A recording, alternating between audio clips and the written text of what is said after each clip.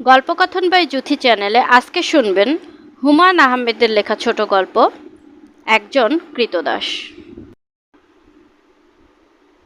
কথা ছিল পারুল ৯টার মধ্যেই আসবে, কিন্তু এলো না। ১২টা পর্যন্ত দাঁড়িয়ে রইলাম একা একা। চোখে জল আসবার মতো কষ্ট হতে লাগলো আমার। মেয়েগুলি বড্ড খেয়ালি হয়।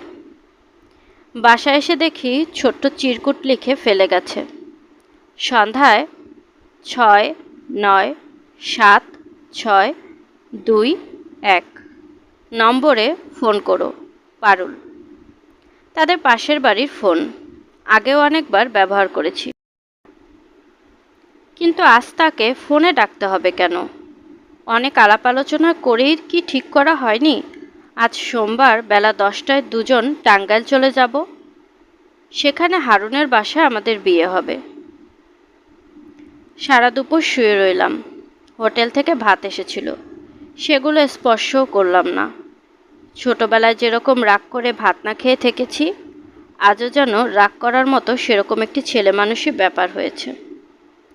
পারুলের সঙ্গে সম্পর্ক শেষ হয়েছে, এই ভাবতে ভাবতে নিজেকে খুব তুচ্ছ ও সামান্য মনে হতে লাগলো। সন্ধ্যাবেলা টেলিফোন করার জন্য যখন বেরিয়েছি, তখন অভিমানে আমার ঠোঁট ফুলে রয়েছে। গ্রিন ফার্মেসির মালিক আমাকে দেখে আঁতকে উঠে বললেন, অসুখ নাকি ভাই? আমি শুকনো গলায় বললাম, একটা টেলিফোন করব। পারুল আশেপাশেই ছিল। ঋণে ৬-৭ বছর বয়সের ছেলেদের মতো গলা, যা শুনে বুকের মধ্যে সুখের মতো ব্যথা হয়। হ্যালো, শোনো, কিন্ডারগার্টেনের মাস্টারিটা পেয়েছি। শুনতে পাচ্ছ আমার কথা? বড্ড ডিস্টার্ব হচ্ছে লাইনে। পারুলের উৎফুল্ল সতেজ গলা শুনে আমি ভয়ানক অবাক হয়ে গেলাম। তোতলাতে তোতলাতে কোনো রকমে বললাম, আজ ৯টার সময় তোমার আসবার কথা ছিল। মনে আছে মনে আছে, শোনো, তারিখটা একটু পিছিয়ে দাও। এখন তো আর সেরকম এমার্জেন্সি নেই। তাছাড়া কি? তোমার ব্যবসার এখন যা অবস্থা, বিয়ে করলে দুজনকে একবেলা খেয়ে থাকতে হবে। হড়বড় করে আরও কী যেন সে বলল। হাসির শব্দ একবার শুনলাম। আমি বুঝতে পারলাম পারুল আর কখনোই আমাকে বিয়ে করতে আসবে না। কাল তাকে নিয়ে ঘর সাজাবার জিনিসপত্র কিনেছি। সারা নিউ মার্কেট ঘুরে ঘুরে ক্লান্ত হয়ে সে কেনাকাটা করেছে। দোকানিকে ডবল বেডশিট দেখাতে বলে সে লজ্জায় মুখ লাল করেছে, এবং আজ সন্ধ্যাতেই খুব সহজ সুরে বলছে, তোমার ব্যবসার এখন যা অবস্থা। আঘাতটি আমার জন্য খুব তীব্র ছিল। আমার সাহস কম, নয়তো সে রাতেই আমি বিষ খেয়ে ফেলতাম, কিংবা ৩তলা থেকে রাস্তা লাফিয়ে পড়তাম। আমি বড় অভিমানী হয়ে জন্মেছি। সে বছর আরও অনেকগুলি দুর্ঘটনা ঘটল। ইরফানের কাছে আমার ৪,০০০ টাকা জমা ছিল, সে হঠাৎ মারা গেল। রামগঞ্জে এক ওয়াগন লবণ বুক করেছিলাম, সেই ওয়াগনটি একেবারে উধাও হয়ে গেল। পাথরকুচি সাপ্লাইয়ের কাজটায় বড় রকমের লোকসান দিলাম। ভদ্রভাবে থাকবার মতো পয়সাতেও শেষ পর্যন্ত টান পড়ল। মেয়েরা বেশ ভালো আন্দাজ করে। পারুল সত্যি সত্যি আমার ভবিষ্যৎটা দেখে ফেলেছিল। পারুলের সঙ্গে যোগাযোগ কমে গেল। আমি নিজে কখনো যেতাম না তার কাছে, তবু তার সঙ্গে মাঝে মধ্যেই দেখা হয়ে যেত।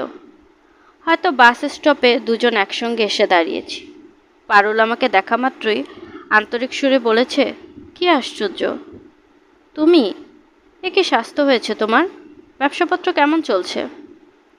চলছে ভালোই।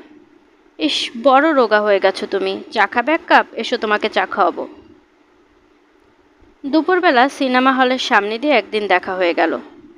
আমি তাকে দেখতে পাইনি এরকম একটা ভান করে রাস্তায় নেমে পড়লাম, কিন্তু সে পেছন থেকে চেঁচিয়ে ডাকলো, এই এই, সিনেমা দেখতে এসেছিলে নাকি? না। শোনো, একটা কথা শুনে যাও। কি? আমার এক বান্ধবীর ছেলের আজ জন্মদিন, প্লিজ একটা উপহার আমাকে চয়েস করে দাও, চলো আমার সাথে। পারুলকে যতবার দেখি ততবারই অবাক লাগে।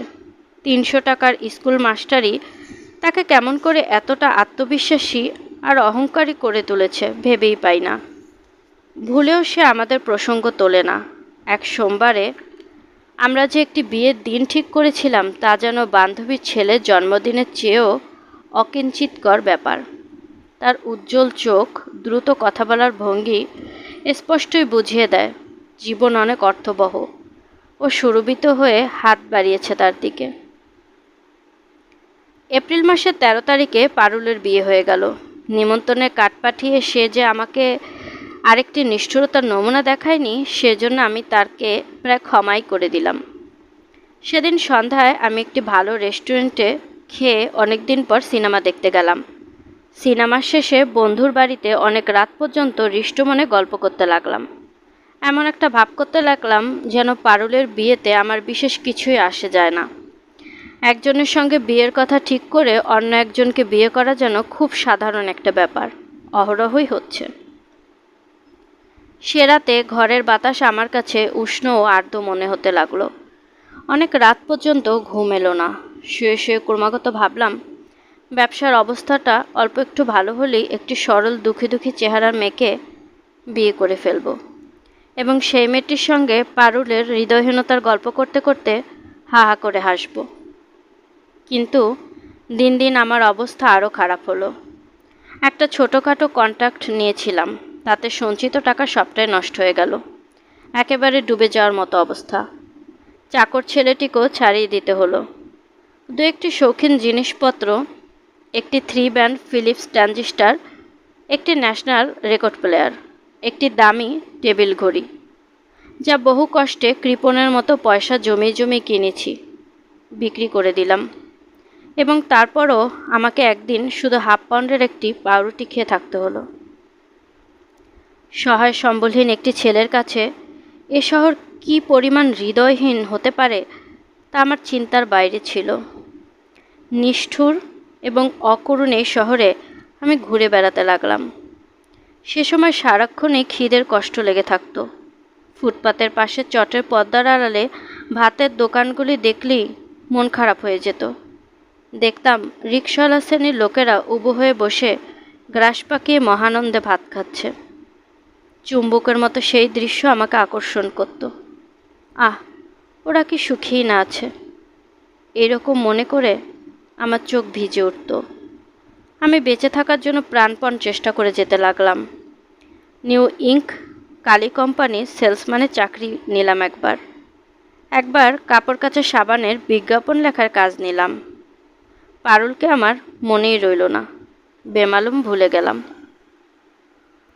একদিন সন্ধ্যাবেলা মোহাম্মদপুর বাজারে কাজ দিয়ে যাচ্ছি।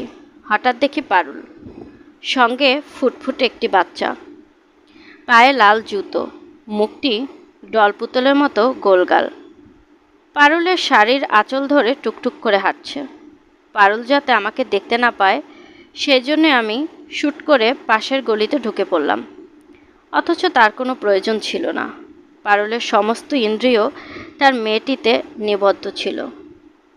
মাত্র এক মুহূর্তের জন্য আমার মনে হলো এই চমৎকার দলপুতুলের মতো মেয়েটি আমার হতে পারত।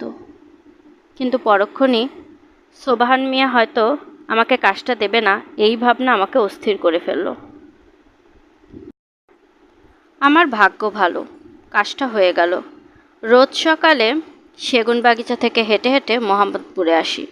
সমস্ত দিন সোবাহান মিয়ার ইন্ডেন্টিং ফার্মের হিসাব নিকাশ দেখে অনেক রাতে সেগুন বাগিচায় ফিরে যাই। নিরানন্দ একঘেয়ে অবস্থা। গভীর রাতে মাঝে মধ্যে ঘুম ভেঙে গেলে মরে যেতে ইচ্ছে করে। রাস্তায় আমি মাথা নিচু করে হাঁটি। পরিচিত কেউ আমাকে দেখে উচ্চস্বরে ডেকে উঠুক তা এখন আর চাই না। কিন্তু তবু পারুলের সঙ্গে আরও দুবার আমার দেখা হয়ে গেল। একবার দেখলাম হুটফেলা রিকশায় সে বসে, চোখে বাহারি সানগ্লাস। তার পাশে চমৎকার চেহারার একটি ছেলে। খুব সম্ভবত এই ছেলেটিকে সে বিয়ে করেছে, কারণ শফিকের কাছে শুনেছি পারুলের বর হ্যান্ডসাম এবং বেশ ভালো চাকরি করে। দ্বিতীয়বার দেখলাম অন্য একটি মেয়ের সঙ্গে হাসতে হাসতে যাচ্ছে। কোনোবারই সে আমাকে দেখতে পায়নি। অবশ্য দেখতে পেলেও আমাকে চিনতে পারত না। অভাব, অনাহার ও দুর্ভাবনা আমার চেহারাকে সম্পূর্ণ পাল্টে দিয়েছিল।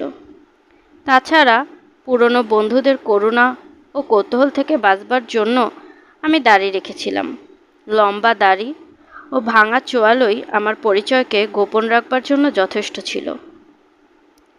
তবু আমি হাত দুলিয়ে অন্যরকম ভঙ্গিতে হাঁটা অভ্যাস করলাম, যার জন্য শফিক, যার সঙ্গে এক বিছানা অনেক দিন ঘুমিয়েছি, পর্যন্ত আমাকে চিনতে পারেনি। চেহারা পরিচিত মনে হলে মানুষ যেরকম পিটপিট করে দুই একবার তাকায়, তাও সে তাকায়নি। আমি নিশ্চিত পারুলের সঙ্গে কোনো একদিন চোখাচোখি হবে এবং সেও চিনতে না পেরে শফিকের মতো ব্যস্ত ভঙ্গিতে চলে যাবে। কিন্তু পারুল একদিন আমাকে এক পলকে চিনে ফেলল। আমাকে দেখে সে হতভম্ব হয়ে দাঁড়িয়ে পড়ল। দুই এক মুহূর্ত সে কোনো কথা বলতে পারল না। আমি খুব স্বাভাবিক গলায় বললাম, ভালো আছো পারুল? অনেক দিন পরে দেখা। আমার খুব একটা জরুরি কাজ আছে, যাই তাহলে। পারুল আশ্চর্য ও দুঃখিত চোখে তাকিয়ে রইল আমার দিকে। আমি যখন চলে যাবার জন্য পা বাড়িয়েছি, তখন সে কথা বলল, তোমার এমন অবস্থা হয়েছে? আমি অল্প হাসির ভঙ্গি করে হালকা সুরে বলতে চেষ্টা করলাম, ব্যবসাটা ফেল মেরেছে পারুল। আচ্ছা যাই তাহলে। পারুল সে কথা জবাব দিল না। আমি বিস্মিত হয়ে দেখি তার চোখে পানি এসে পড়েছে। সে অন্যদিকে মুখ ঘুরিয়ে কিছুক্ষণ দাঁড়িয়ে থেকে ক্লান্ত ভঙ্গিতে হেঁটে চলে গেল। পারুলকে আমি ভুলেই গিয়েছিলাম। যে জীবন আমার শুরু হয়েছে, সেখানে প্রেম নিতান্তই তুচ্ছ ব্যাপার। কিন্তু সামান্য কয়েক ফোঁটা মূল্যহীন চোখের জলের মধ্যে পারুল নিজেকে আবার প্রতিষ্ঠিত করল। সমস্ত দুঃখ ছাপিয়ে তাকে হারানোর দুঃখই নতুন করে অনুভব করলাম। আমার জন্য এই দুঃখটার বড় বেশি প্রয়োজন ছিল। শুনছিলেন হুমায়ূন আহমেদের লেখা ছোট গল্প একজন কৃতদাস। আজকের গল্পটি কেমন লাগলো কমেন্ট করে জানাতে ভুলবেন না, এবং গল্প পাঠ ভালো লাগলে প্লিজ আমার চ্যানেলটিকে সাবস্ক্রাইব করবেন। চাইলে অন্যদের সাথেও শেয়ার করতে পারেন। গল্পকথন বাই জ্যোতি চ্যানেলের সাথেই থাকবেন আশা করছি। আল্লাহ হাফেজ।